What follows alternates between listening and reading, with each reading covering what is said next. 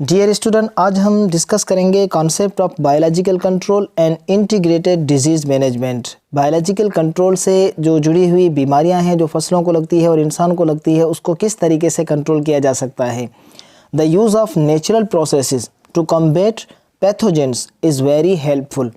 Natural जो process होता है, कुदरती तौर पे जो प्रोसेस होता है, किसी भी पैथोजन को यानी कि बीमारी पैदा करने वाले जरासीम को ख़त्म करने के लिए जो नेचुरल तरीक़ेकार होता है, जो कुदरत ने दिए हुए हैं, वो ज़्यादा हेल्पफुल होता है एज़ कम्पेयर टू केमिकल।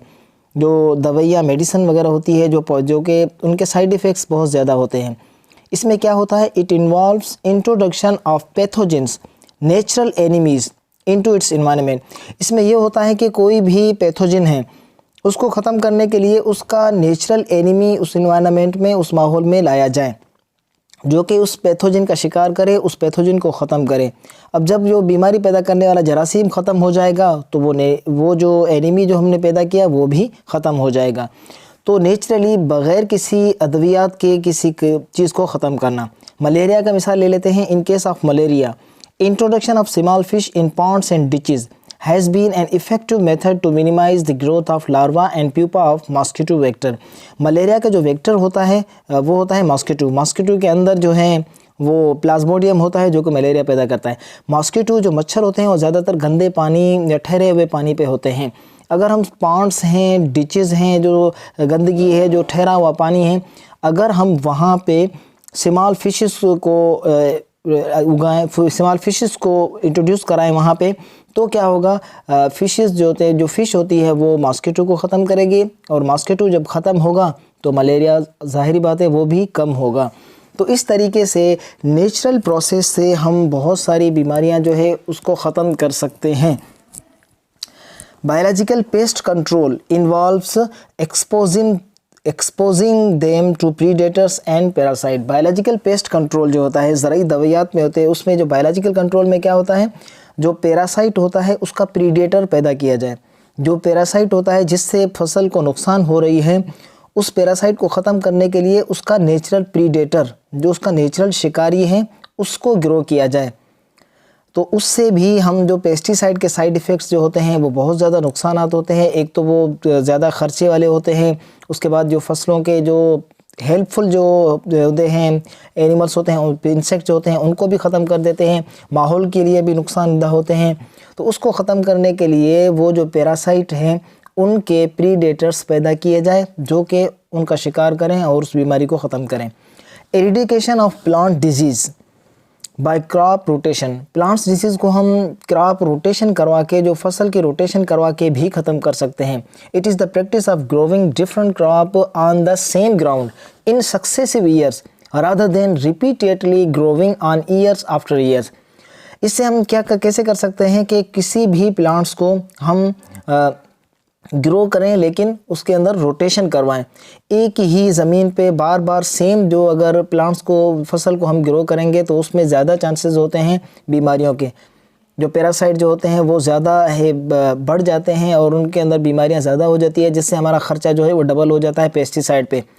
अगर हम क्रॉप को रोटेशन कराएं, यानी कि एक फसल को जो है लगाएं, उसके बाद फिर दूसरा फसल लगाएं, वो सेम ना हो, वो डिफरेंट हो, इस तरीके से भी हम जो है नेचुरली बीमारियां जो होते हैं वो ख़त्म कर सकते हैं।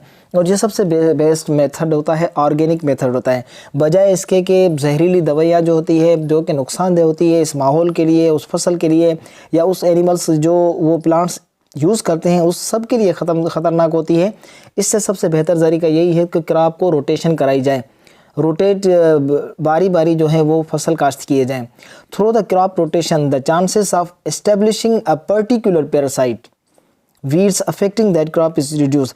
अब क्रॉप रोटेशन का जो फ़ायदा क्या होगा, वो पैरासाइट जो ज़्यादातर जो हम फसल काश्त करते हैं उसको बार बार नुकसान पहुंचाता है। अगर हम दूसरा फसल लगाएंगे, क्रॉप को रोटेशन करवाएंगे तो वो पैरासाइट ख़त्म हो जाएगा, जिससे वो चीज़ जो हमें बार बार तंग कर रही है, जिसके लिए हम बहुत ज़्यादा पेस्टिसाइड इस्तेमाल कर रहे होते हैं, बहुत ज़्यादा नुकसान उठा रहे होते हैं, वो पैरासाइट ख़त्म हो जाएगा अगर हम उसको उसका फेवरेबल इन्वायरमेंट ना दें। वो फसल नहीं काश्त करें, उसकी जगह कोई और काश्त करेंगे तो उससे वो पैरासाइट नेचुरली ही ख़त्म हो जाएगा। इससे जो वो बीमारियां जो ज़्यादातर फसलों को लगती है वो स्लो ख़त्म हो जाएगी। और बायोलॉजिकल कंट्रोल का ये माहौल के लिए भी बहुत फ़ायदेमंद है और जहरीली दवाइयाँ भी बहुत कम इस्तेमाल होगी।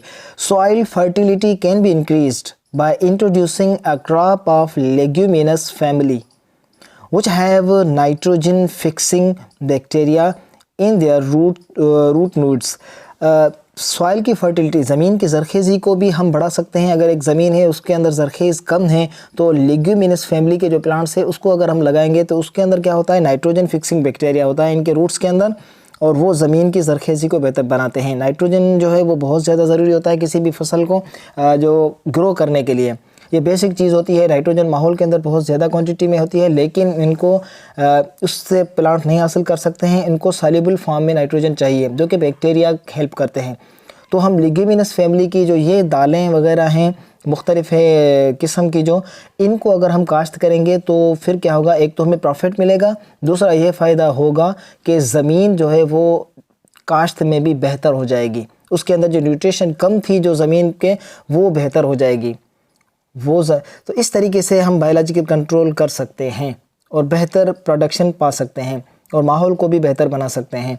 अगर चैनल सब्सक्राइब नहीं किया तो चैनल सब्सक्राइब ज़रूर कर दीजिएगा और बेल आइकन को दबाइए ताकि आपको हर वीडियो का नोटिफिकेशन आ सके। वीडियो अच्छी लगी हो तो लाइक और कमेंट्स कर दीजिएगा। Thank you very much.